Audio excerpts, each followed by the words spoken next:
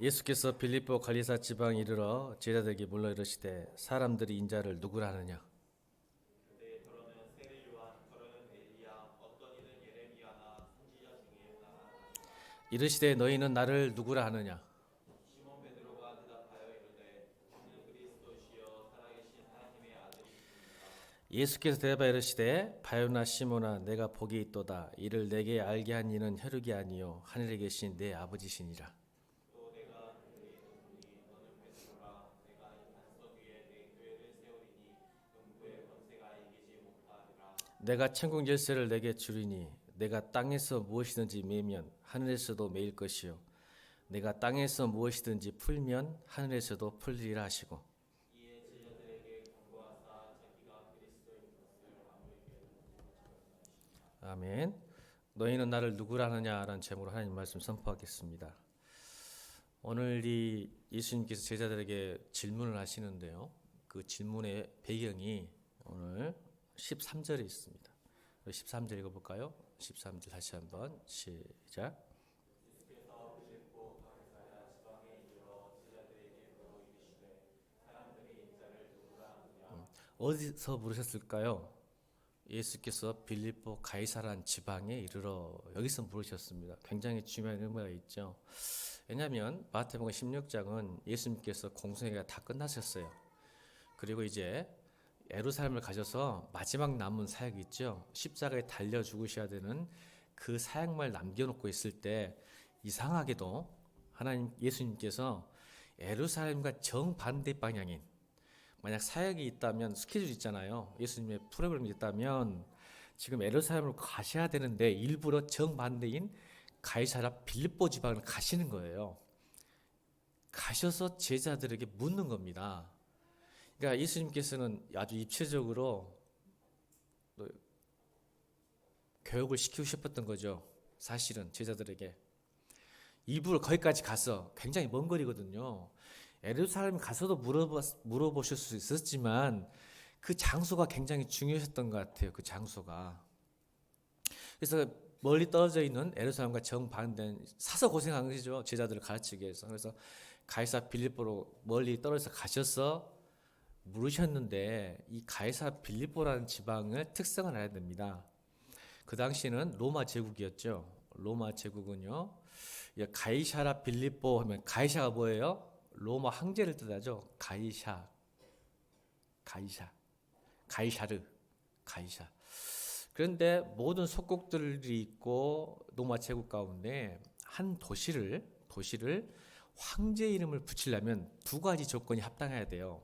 하나는 황제 이름에 걸맞는 웅장하고 세련된 문명이 발달한 아주 도시적인 메가시티가 돼 있어야 돼요. 여러분 촌에다가 여러분 황제 이름을 붙이면 유용이 사라지잖아요. 그래서 굉장히 발전하고 문명이 발전하고 굉장히 세련되고 고급스러운 그런 도시, 왕성한 도시가 돼야 돼요. 그래서 가이사라 빌립보라는 단어 뜻은 뭐냐면 이 가이사라라는 단어를 쓰기 위해서 헤롯의 아들이 있어요. 아들이 빌립이에요. 그래서 그가 자기 영광이 있죠. 총독이니까 가이사라 빌립보를 만들기 시작한 거예요. 만들어서 자신의 이름 빌립 그리고 황제 이름 가이사를 붙여서 가이사라 빌립보라는 지방을 만들어낸 겁니다. 그래서 황제에게 뭔가를 인정받고 싶고 또 황제에게 뭔가를 총애를 받고 싶었겠죠. 그래서 엄청난 돈 투자한 그런 도시. 그래서 자기의 빌립이라는 이름과 황제 이름을 붙였어요. 또 하나 있어요. 두 번째 조건은 황제 이름을 그 도시에 붙이려면 두 번째는 그 도시의 가장 중심이나 그 도시의 가장 높은 곳에 반드시 뭐가 있어야 될까요? 신전이 있어야 돼요. 어떤 신전? 황제를 숭배하는 신전이요. 이 당시 갈리사 빌립보 역사책에 보면 판이라는 신전이 있었습니다. 그러니까 도시 중심에 동상을 크게 세워놓고 있든지 아니면 가장 높은 곳, 가장 많이 볼 수 있는 곳에 신전이 있어서 거기에 황제를 숭배하는 만들어 놔야 비로소 가이사라는 이름을 쓸 수가 있게 됩니다. 황제 숭배를 돼야 되죠.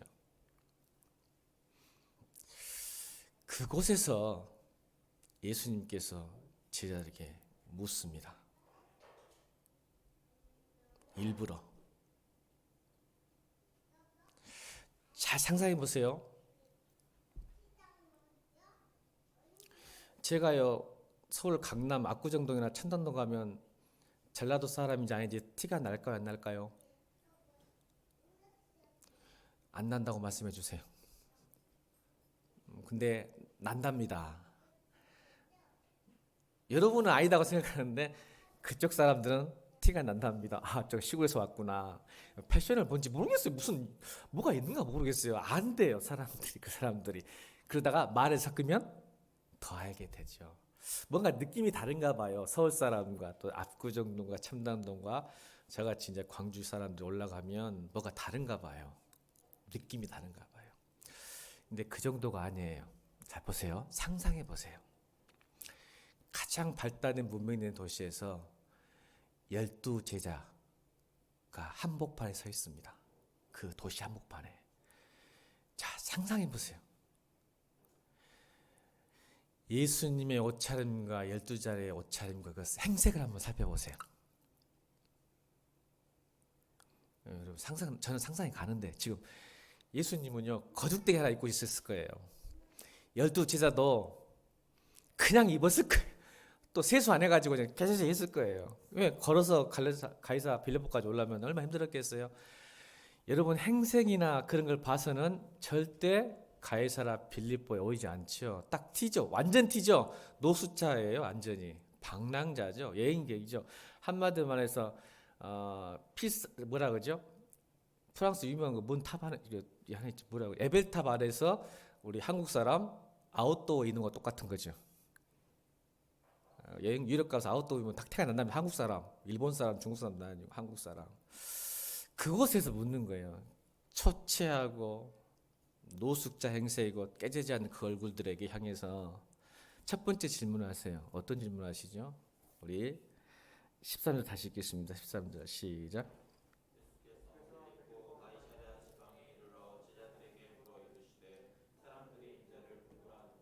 사람들 3인칭으로 부르시죠.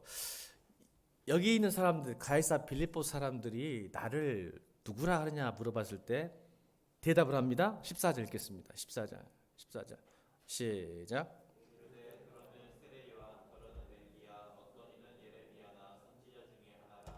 그렇죠. 제자들이 가이사 빌립보 사람들이요 예수님을 이렇게 생각합니다. 세례요한 뭐예요? 공의와 정의의 대표자죠. 바른 소리 한 사람, 쓴소리 한 사람. 세례요한은요 그래서 죽었잖아요. 쓴소리 해가지고. 아시죠? 헤롯이 자기 동생 아내를 취하니까 손가락질하고 지적질하니까 죽인 거예요. 사실은 자기가 하는 행동에 대해서 비판하니까 죽인 거죠. 공의와 정의. 그러니까 사람들은 세례요한이 바른 지식인, 최고의 지성, 정치인이라고 생각한 공의와 정의. 예수님은 바른 말 하시잖아요. 그러니까 공의와 정의에 넘치신 분이다. 엘리야 뭐예요? 850대 1로 싸웠던 그 능력의 사람. 예수님 기적을 많이 베푸시니까 능력의 사람이라고 하면서 엘리야가 다시 오신 것 같다고. 물론 그게 맞는 말이거든요. 근데 그들도 엘리야를 생각했어요. 능력이 많기 때문에. 다 이기셨잖아요. 막 기적을 베푸시고. 또 어떤 일은 에레미야나 오늘 에레미야 얘기거든요. 에레미야가 뭐죠? 나라를 위해서 걱정하고 눈물 흘리면서 기도하는 자기 백성을 사랑하는 한 명의 지도자입니다라고 생각한 거죠. 근데 예수님은 이런 말에 아무 반응도 없으세요. 아마 답이 아니었던가 보죠. 그래서 다시 15절로 다시 질문합니다. 15절 읽겠습니다. 15절 시작. 여러분 3인칭에서 2인칭 바뀝니다. 여러분 질문이 여러분 수사법을 보면 이 3인칭에서 2인칭은 굉장한 의미가 있습니다. 이런 마틴 부버가 했던 나와 너란 책에서 보면 이 und es, 이 und du라는 굉장히 멋진 이야기를 합니다. 이 und es란 말은 3인칭에서 이게 나와 그것, 이 und du 나와 너라는 질문이 바뀐 거예요. 예수님이 참 무서운 분이에요. 멋진 분이죠. 3인칭에서 2인칭을 딱 바꾸면서 제자들에게 묻을 때는 나와 그것이란 관계, 어떤 물질적 관계, 어떤 견해들, 주장들, 생각들을 원하지 않고 2인칭 나와 너희는 사실은 제가 이번 주에 기도하면서 지난주죠. 이번 주가 시작. 지난주 하나님께서 제게 무엇던 말이죠. 세상이 다 교회를 예수를 하나님 나를 이렇게 생각할 텐데 그러면 국목사 너는 나를 누구라 생각하느냐. 세상은 다 세례 요한이다.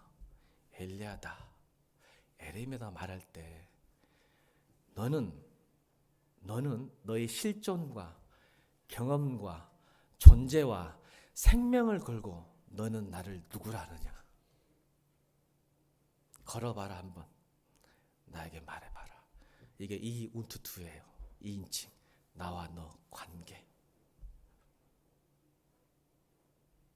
말해봐라 한번.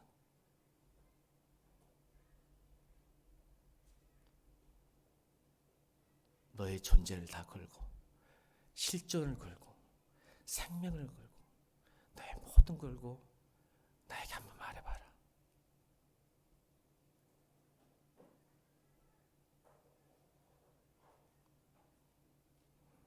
그랬을 때 베드로가 대답합니다. 16절 읽겠습니다. 16절 읽겠습니다. 같이 시작.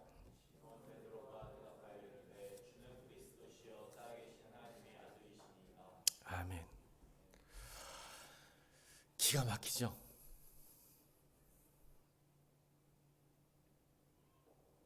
근데 17절에 드디어 반응하십니다. 예수님께서. 17절 읽겠습니다. 예수님께 그 말 듣고 좋으셨나 봐요. 17절 읽겠습니다. 시작.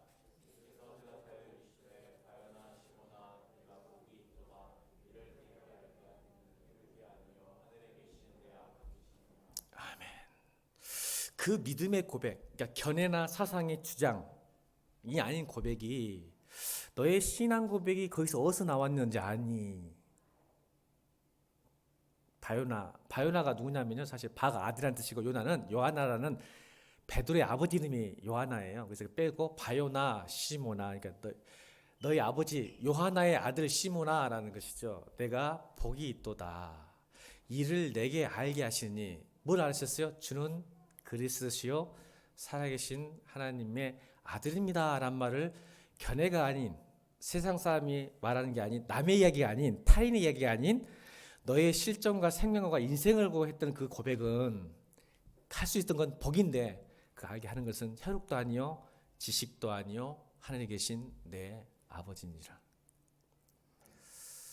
여러분 가이사 빌립보 로마 제국이 자랑스럽게 여겼던 세 가지가 있습니다. 역사책에 보면 로마 제국이 그들이 힘을 내고 그들이 자랑스럽고 최고의 프라이드 느꼈던 세 가지가 있어요. 역사에 보면 그들이 첫 번째는 뭐냐면 힘이죠. 힘. 뭐예요? 권력, 군사력, 경제적의 프라이드가 있었어요. 로마 제국은 그것을 추구하죠. 두 번째는 지식이에요. 현란한 지식이죠.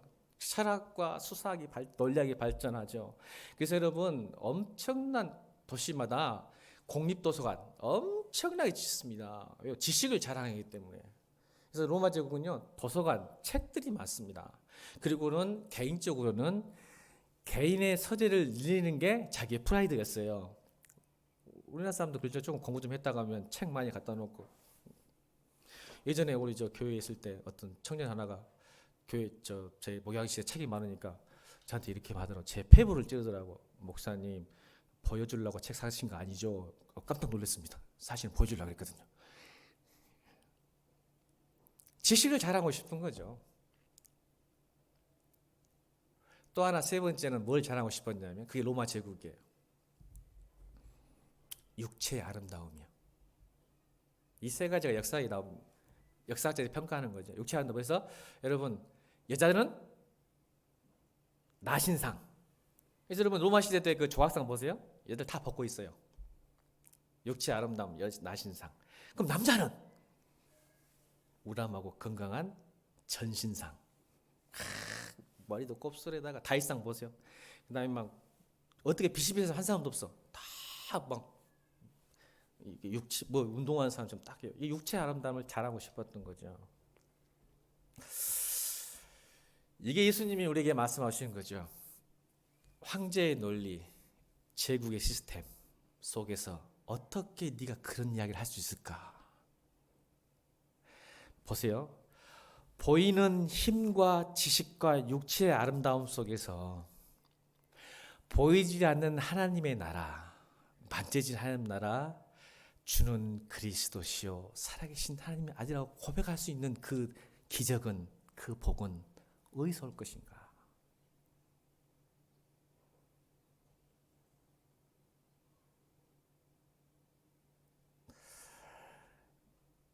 제가 잘하는 걸 못해서 참 아쉽네요. 옆에 사람 보고 복 받은 사람들 하려고 했는데 하지 마세요. 원래는 제가 그거를 하고 싶은, 제가 그거 좋아하잖아요. 옆에 사람 복 받으신 분입니다. 그럼에도 불구하고 보이는 황제의 논리와 철학과 경제력과 군사력, 육체의 아름다움, 지식을 뽐내는 이 세상 속에서, 그 속에서 예수님이 우리에게 묻는 거예요. 너는 나를 누구라 하느냐?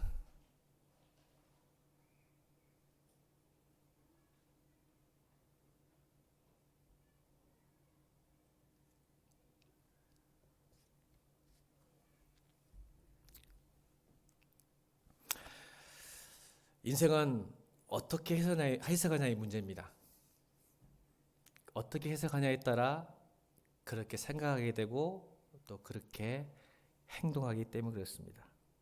이런 팩트 좋아합니다. 요즘 말하는 팩트죠, 팩트. 어떠한 것의 객관적인 사실을 말합니다. 팩트. 근데 사실 여러분, 팩트가 중요한 게 아니에요. 제가 살아보니까. 팩트가 중요한 게 아니라 그 팩트보다 중요한 건 믿음이에요. 제가 깨달은 거예요. 팩트가 중요한 게 아니구나. 사실 그 팩트를 어떻게 해석하는 자신의 믿음 문제예요. 여러분, 저희 집사람과 지금 23년, 4년 살아가면서요, 너무 달라요. 저희 집사람이 좋아하는 건 제가 싫어하고요, 제가 좋아하는 건 집사람이 싫어하고요, 내가 힘든 건 집사람 별로 안 힘들어하고요, 집사람이 힘든 건 저 별로 힘들지 않습니다. 근데 팩트는 똑같아요. 현상은. 왜 그럴까요? 그거를 바라보는 믿음의 눈이 다르게 해석하기 때문에 그렇습니다. 너무 달라요. 여러분, 팩트, 객관적인 사실이에요.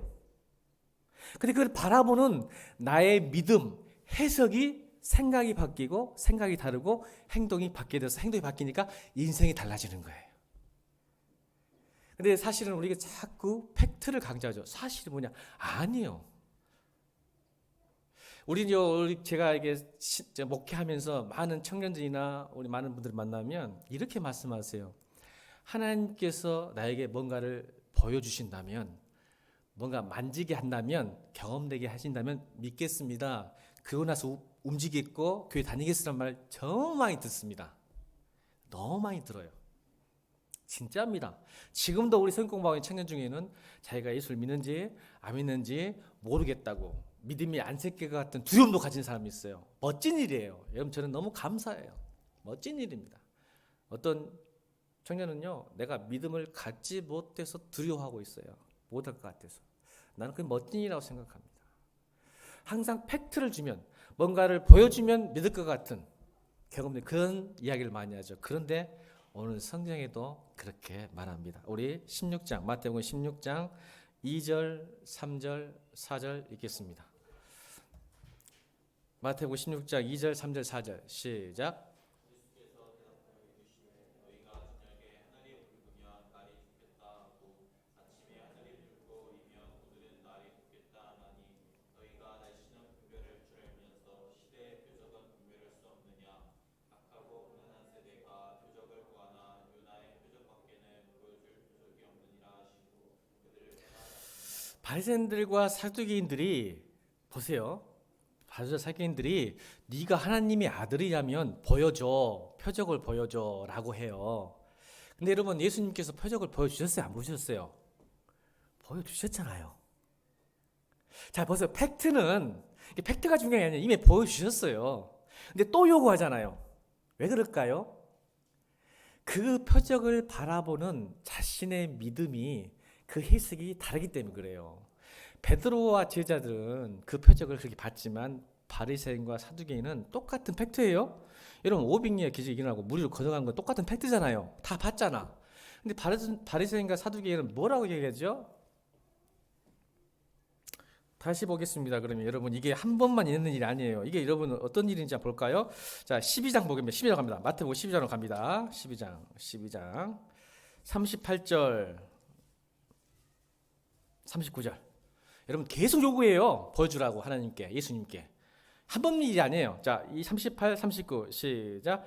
그때 서기관과 바리새인 중 몇 사람이 말하되 선생님이여 우리에게 표적을 보여주시길 원하나이다. 예수께서 대답하여 이르시되 악하고 음란한 세대가 표적을 구하나 선지자 요나 표적받기를. 계속 똑같은 말씀하시는 이미 하고 계시는데, 자 그러면 또 볼까요? 11장 20절 11장 20절 11장 20절 보겠습니다. 시작. 다시 크게요. 시작.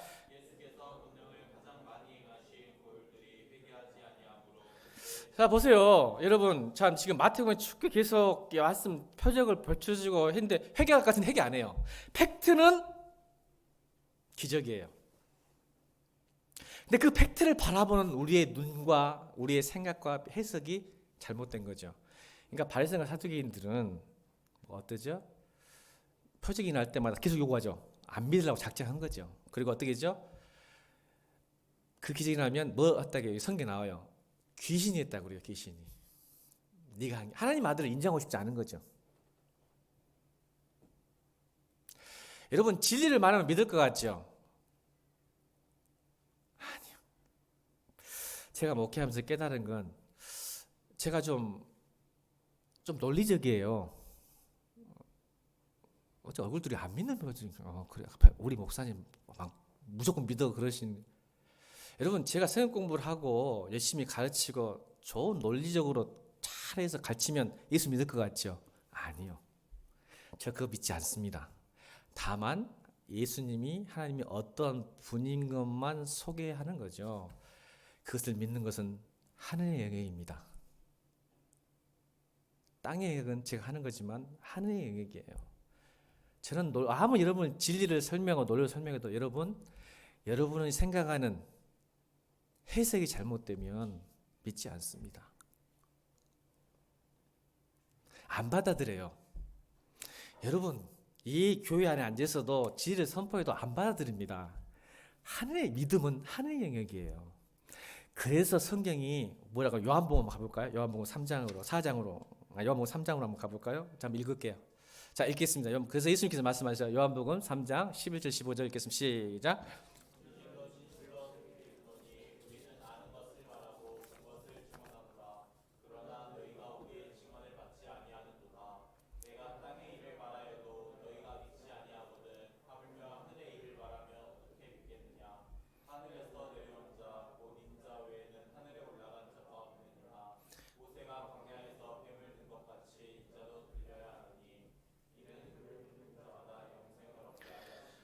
다시 11절로 가볼까요?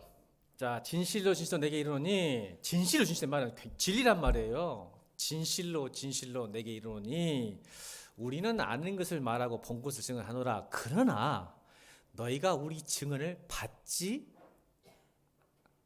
아니하는도다.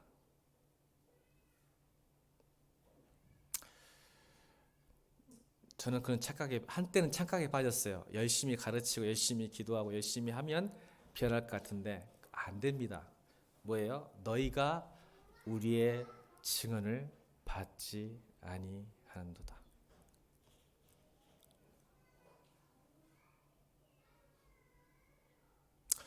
이 말씀을 하시는 본문의 앞에는 니고모데 사건이에요.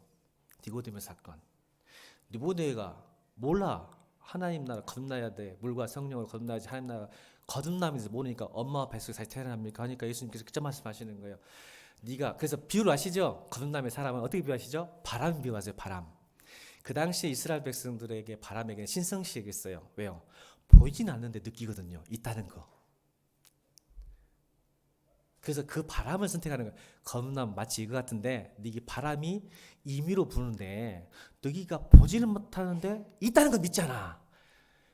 그러니까 그래서 바람의 어떤 신비 존재를 이해할 수 없었어요. 이스라엘 백성들 그 당시에는. 그래서 바람의 신비 보이진 않지만 있다는 걸 믿는데 내가 땅의 일도 바람의 이야기도 못 알아먹는데 하늘의 일을 이야기하면 믿겠느냐 이 말이죠. 그러니까 뭐라고 하죠? 그 뒤에 뭐냐면 내가 들려야 하리라. 그래서 십자가 사건을 가장 잘 설명하는 것이 바로 노뱀 사건이에요. 여러분 이게 굉장히 놀라운 진리입니다.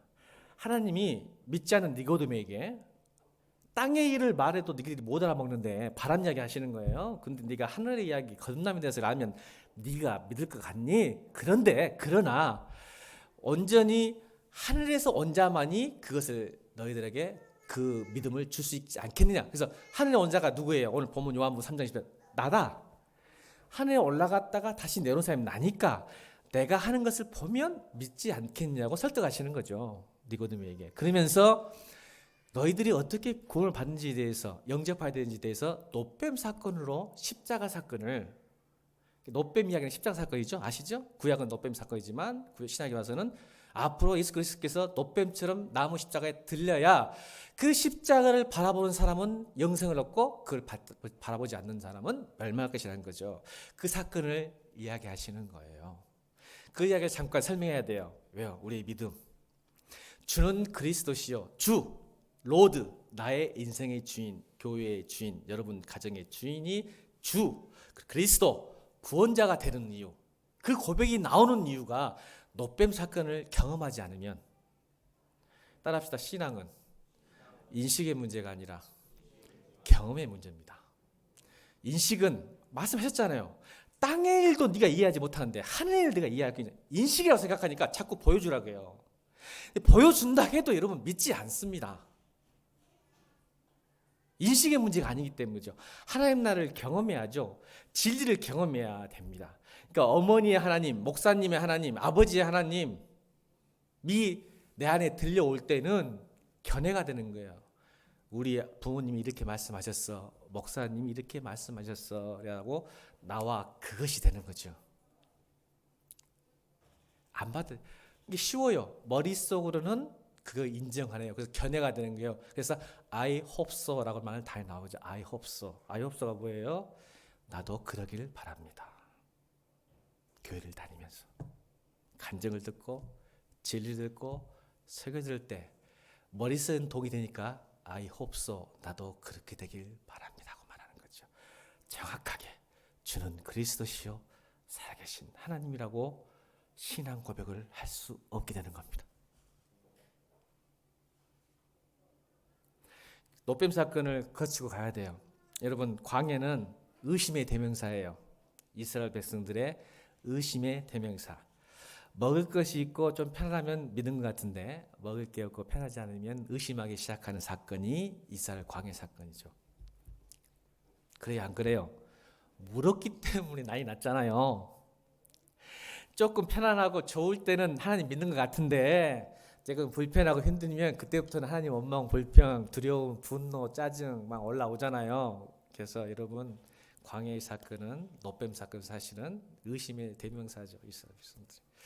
여러분 그 광야에서 아무것도 인간의 힘으로 뭔가 해서 살 수 없는 곳에서 하나님의 은혜로 살아가게 만드셔서 40년 동안. 지금 생각해 보세요. 먹을 게 없었는데 갑자기 하나님께서 만나가 툭툭툭 떨어지는 거예요. 자, 권사님, 내가 아무것도 노력하지 않았는데 만나가 툭툭툭 떨어져요. 아침마다. 와, 내가 고생도 안 했어. 툭툭 떨어져. 먹으니 맛있어. 어때요, 권사님? 어때요? 어때요? 저 같으면 이렇게 쓸게요. 내가 다시는 하나님 배신하지 않을 거야. 나는 영원히 하나님 믿을 거야. 우리 하나님 할렐루야 찬양합니다. 이렇게 좋으신 하나님이네. 탁 했다가 무슨 사건이 터지죠? 노뱀 사건에 만나가 지겨워지기 시작하는 거예요.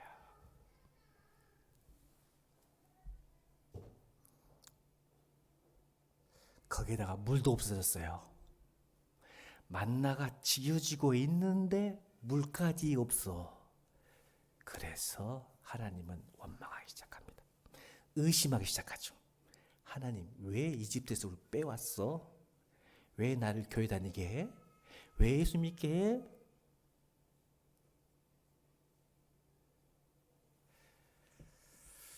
여러분, 제가 요즘 예배에 대해서 고민을 많이 하는데, 제가 예배 시간 1시간 반 동안 울었던 기억이 있습니다. 1시간 반 동안. 언제인지 아십니까? 예배 시작하자마자 끝날 때까지 울었던 기억은 저는 있습니다. 언제냐면 군에서 훈련소 했을 때. 지금은 그러면 난리 나는데 우리 훈련 받을 때는요, 종교 활동을 안 시켜버려. 여러분 난리 나죠. 지금은. 우리 때는 좀 군부 독재 시대랑 확실히 달라. 못 가게. 여러분, 제가 군대 가기 전까지 예배를 정말 좋아했던 사람일까요? 안 좋아했던 사람일까요? 막 즐겨 찾았고 예배 없어 막 섬기려고 그랬던 사람일까요? 아닐까요? 어떻게 알았어, 성대 너? 너무 팩트인데 이거? 이야, 참. 나는 우리 목사님 안 그럴 줄 알았더니 이거 참, 너 기도 좀 하는구나 요즘. 분별력이 있어요. 저 여러분, 예배 별로 안 좋아했어요. 근데 예배를 안 드리게 하니까 한 5주인가 6주인가를 못 드리게 하더라고요. 이상하게 청개구리 개념이 있는 거야. 예배를 못 드리는 게 화가 나고 막, 그리고 또 막 그렇게 드리고 싶어요. 그래서 내가 그렇지 않지는 알았어. 예배가 첫 주, 둘째는 그럴 수 있겠는데, 그렇다고 생각했는데, 셋째, 넷주 가니까요, 내가 죽겠는 거예요. 예배를 안 드리니까. 이상하더라고 이건. 권사님 진짜 복 받은 거죠. 첫째, 둘째는 좋았어. 그냥 안 가고. PX는 또 보내주더라고. 예배를 못 가게 하는데. PX가 뭔지 아세요? 편의점을 보내주게 된 거죠. 그래서 간절했는데, 훈련소 끝나기 2주 전부터 보내주는 거예요. 이제 끝날 2주 전부터 보내주는 거예요. 예배당에 이렇게 좋지 않아요. 군대 가면 다 허름하거든요. 또 의자도 없어요.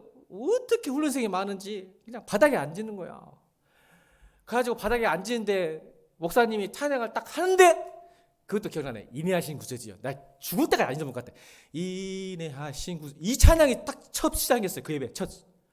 인내하시는데 내가 인내하는데 눈물이 쏟아지는데요.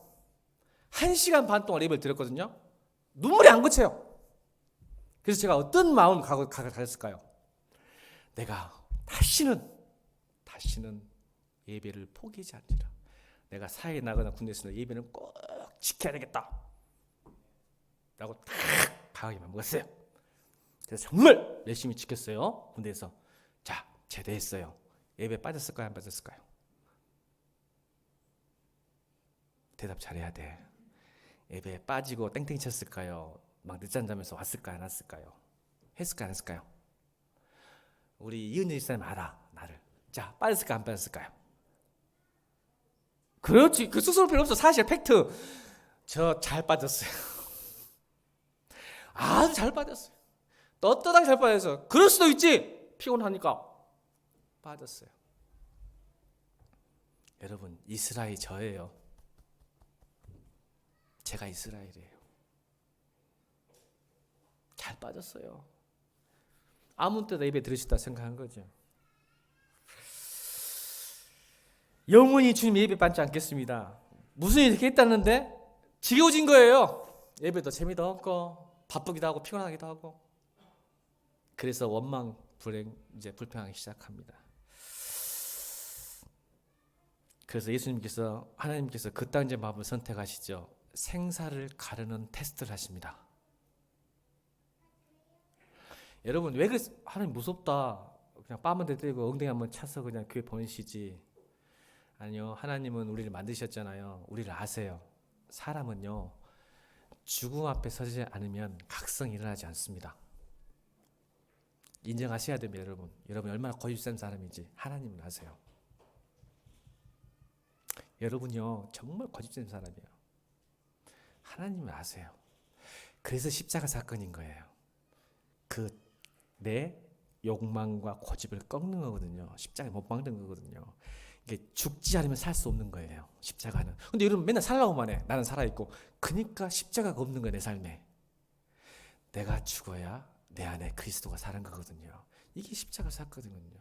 그래서 전염병으로 죽음 앞에 이스라엘 백성을 서게 만듭니다. 맞죠? 그랬을 때 각성, 여러분 죽음 앞에 서면 사람이 각성이 됩니다. 깨닫습니다. 왜요? 자기의 초라함과 연약함과 자기의 실체를 바라봅니다. 인간은 죽음 앞에서 떨게 되어 있기 때문에 그렇습니다. 최고의 궁극적인 두려움과 상처와 아픔과 불안의 존재가 죽음이기 때문에 인간은 죽음 앞에 서야 비로소 자기의 실체를 알게 됩니다. 그 전까지는 각성하기 힘듭니다. 깨닫기 힘듭니다. 그래서 노뱀 사건을 통해서 말씀하시죠. 그거를 바라봐라. 그러면 살 것이고 바라보지 않으면 죽을 것이다.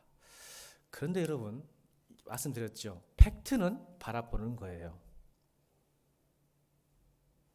여러분 노뱀을 바라봐서 살았을까요? 노뱀을 바라보면 산다는 주님의 말씀을 믿었기 때문에 살았을까요? 굉장한 중요한 차이입니다. 여러분 노뱀을 바라보는 것을 딱해서 노뱀이 나에게 어떤 화학적인 작용과 물리적 작용과 노뱀의 어떤 신령한 영역이 있어서 나를 살린 게 아니죠. 아멘.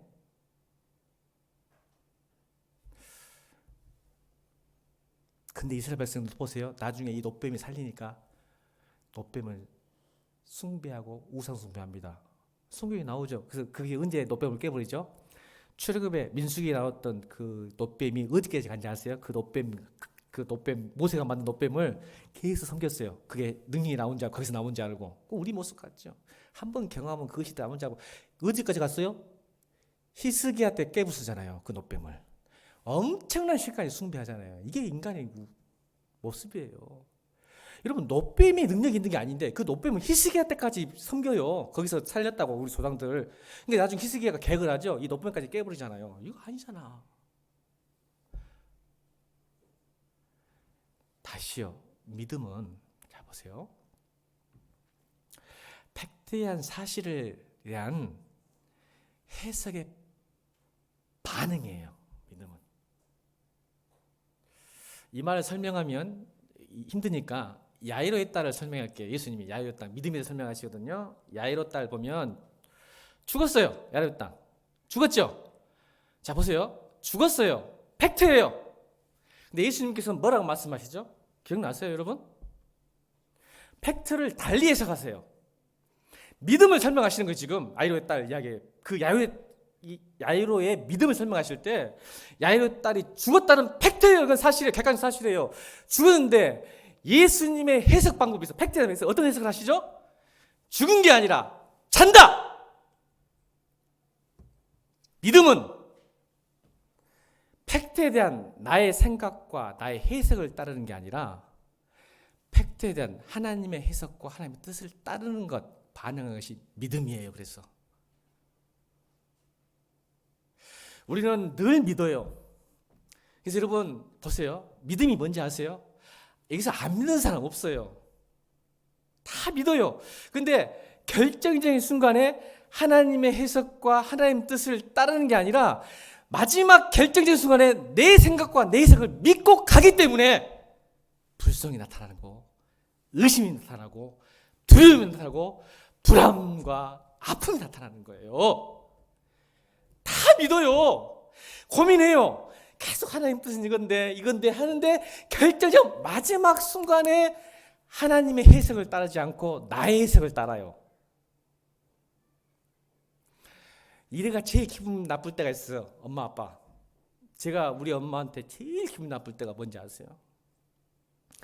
우리 엄마가 저보고 막 공부하라. 짜증나 죽겠어요. 왠지 아세요?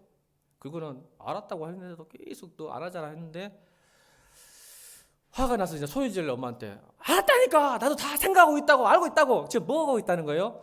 자신은 지금 공부하고 있지 않지만 생각은 공부해야지 할까 안 할까 이래도 하지 않지 너 그지? 근데 그 순간에 엄마가 와고 아빠가 와가지고 공부 안 하냐고 소리 지르면 기분 좋아 안 좋아? 나도 생각하고 있는데 그 타이밍이에요, 여러분. 여러분이 믿음을 생각해요. 하나님 뜻 생각해요. 늘 생각해요. 안 하는 사람, 지금 이 자리에 앉으신 분 하나도 그런 분 없어요. 하나님의 뜻이 무엇인지 생각하고 또 말씀도 보고 하면서 찬양도 외우고 기도도 해요.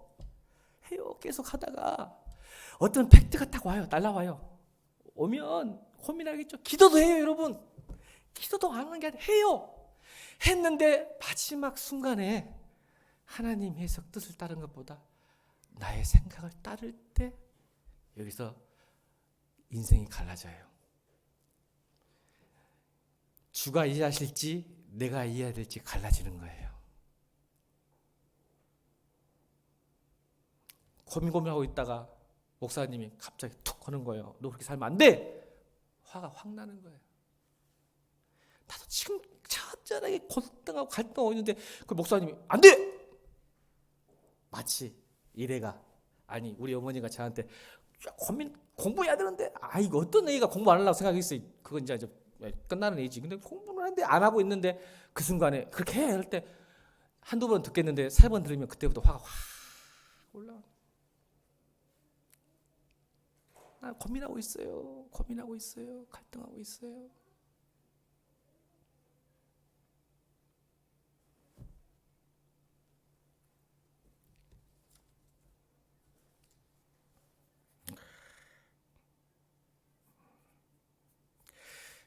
여러분, 노뱀의 능력이 있는 게 아니에요. 그 팩트의 사실을 해석하는 거예요. 방법이 없거든요. 우리 이스라엘 백성들을 구원하고 싶은 방법이 없으니까 바라봐야 되거든요. 뭔가를 하게 만드셔야죠. 그래야 그게 구원이 오는데 사람은 내가 바라봤다고 또 구원받았다 생각하는 거예요. 그게 아니에요. 여러분 내 생각 판단 무슨 노뱀을 바라본다고 내가 전염병에서 산다냐? 그러니까 망하는 거 죽는 거예요. 안 바라봐서 죽는 게 아니라 이해되셨어요? 무슨 말인지?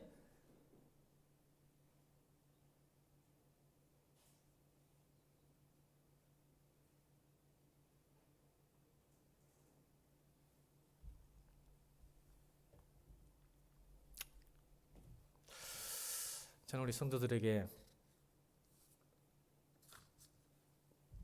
부탁하고 싶은 게 있어요. 힘겹게 살다가 또 진리의 길, 믿음의 길을 가다 보면요. 믿음의 길을 가는 사람도 늘 두렵고 불안하고 의심이 있어요. 이건 팩트입니다. 목사도 마찬가지예요. 저는 지난주 굉장히 영적 침체에 빠졌어요. 사실은. 믿음의 길을 가고 진리를 가더라도 늘 이 어떤 팩트에서 두렵고 불안하고 의심을 갖습니다. 저도 그렇습니다. 힘듭니다. 그러나 믿지 않은 사람도 믿음이 없는 게 아니에요. 믿음 있는 사람도 믿음이 없는 게 아니라 믿지 않은 사람도 믿음이 없는 게 아니에요. 마지막 순간에 누구를 더 믿는가예요. 그 차이예요. 마지막 순간에 누구를 더 믿는가.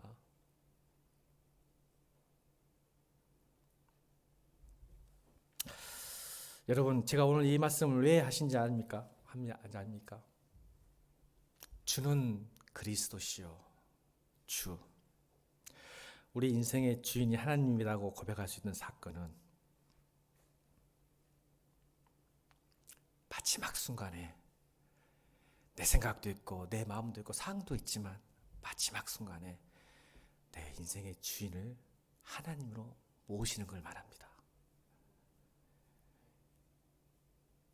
그 과정이 아니라 과정도 중요하죠. 마지막 순간에 주는 그리스도십니다. 란 결정을 하는 거예요. 어디서요? 가이사라 필리포에서요. 황제의 논리 앞에서요. 손이 잡히고 보여지는 곳에서 보이지 않는 하나님 나라를 선택하는 게 믿음이에요. 그렇게 할 수 있는 게 복되도다. 복되도다. 복되도다. 너희 하나님이 아버지께서 너에게 주신 복이라고 말씀하고 있는 겁니다. 여러분, 저는 이제 예배를 드리고 안 드리고가 우리의 교회가 좋고 나쁘다고 판가름돼서는 안 된다고 생각합니다. 우리가 본질을 놓치고 있는 거예요.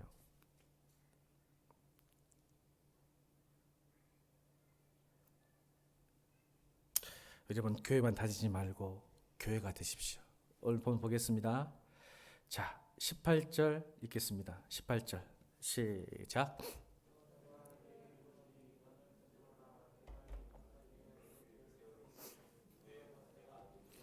아멘. 이거거든요. 교회가 세워진다는 것은 어디에 세워진지 아세요? 반석이 바로 신앙 고백에서 세워지는 거예요. 교회는 거기다 내 교회를 세우는데 음부의 권세가 이기지 못할 것이다. 저는 왜 이 말씀을 하냐면 이 어려운 시대 때에 교회가 교회답다는 것은 많이 모이고 헌금이도 많고 그런 게 중요한 게 아니라 신앙 고백에 세워진 교회는 음부의 권세, 세상의 권세, 황제의 논리, 제국의 시스템을 이기게 될 것입니다. 돈으로도 이기지 못해요. 돈은 더 많아요, 세상이. 권력이요, 세상이 더 많습니다. 성경은 말합니다. 너 반석, 그 고백이에 주는 그리스도시요 살아계신 하나님이라고 믿는 그 고백이에 내가 교회를 세우니 음부의 권세를 이기지 못할. 음부 권세 뭐예요? 딱 하나예요. 죽음의 권세거든요. 그러니까 영생을 얻는 사람은 세상이 두렵지가 않아요. 아세요, 여러분?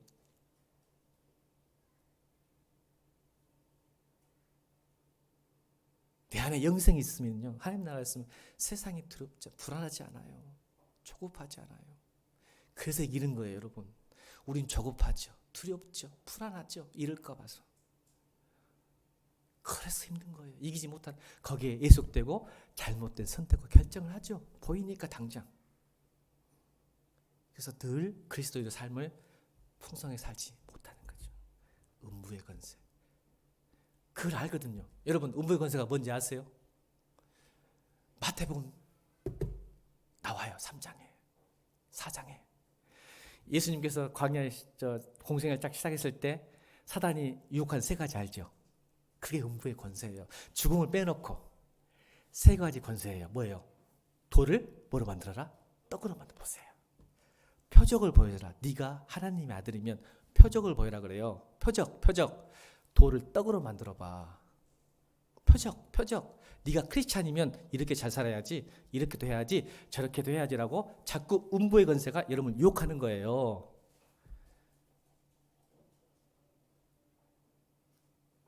또 뭐예요? 높은 곳에 올라가가지고 떨어져 봐. 그럼 하나님 너 사랑하니까 받아주겠지. 자, 표적이잖아요. 보여주라는 거예요. 네가 진짜 크리스찬이면, 네가 예수면 보여줘봐. 야, 하나님 널 얼마나 사랑하는데 천사가 받아줄 거야. 보여줘봐. 마지막 세 번째 뭐예요?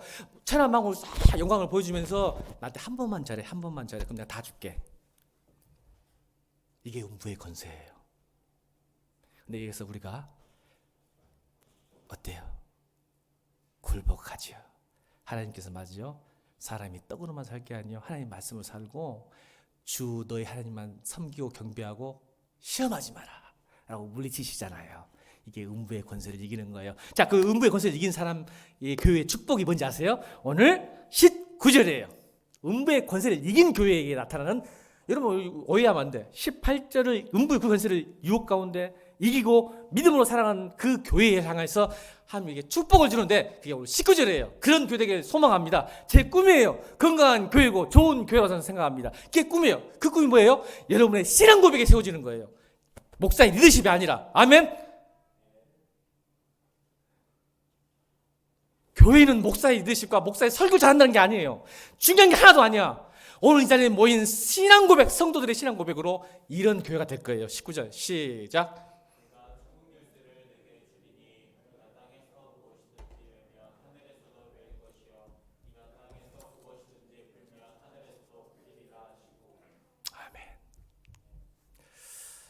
열세 공동체요. 열세 공동체. 하나님의 사건과 땅의 사건을 매개하는 열세 공동체. 하나님을 이 땅에 끌어들이는 거예요. 할렐루야. 땅 위를 하늘을 올려보낼 수 있는 공동체가 교회예요.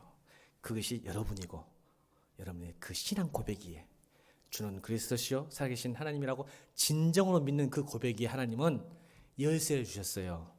교황에게 준 게 아니라 그 열쇠는 여러분이 열면 하늘문이 열려요. 할렐루야.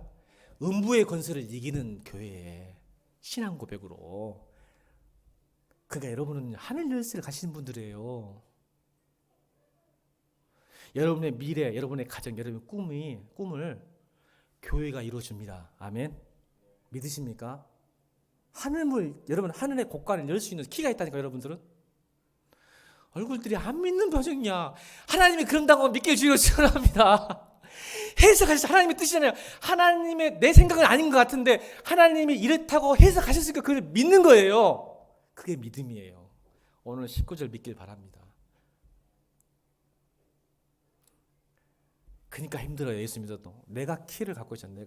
내가 열린 안 열어지고 열쇠 부러지고 안 맞아 또 구멍하고 힘들잖아요. 근데 우리 교회가 그런 공동체가 된다면 여러분 꿈과 소망과 미래가 열릴 거라 저는 믿습니다. 그게 또 한국교회의 놀라운 축복이었잖아요. 아멘? 아멘입니까? 그걸 믿으십시오. 그 해석을 믿으세요. 그건 뭐예요? 신앙 고백이 세워진 교회만 가능합니다. 기대를 축원합니다. 우리 하나님 말씀, 우리 찬양, 우리 893번 찬양하시고 준비하신 예물 드리겠습니다. 893번.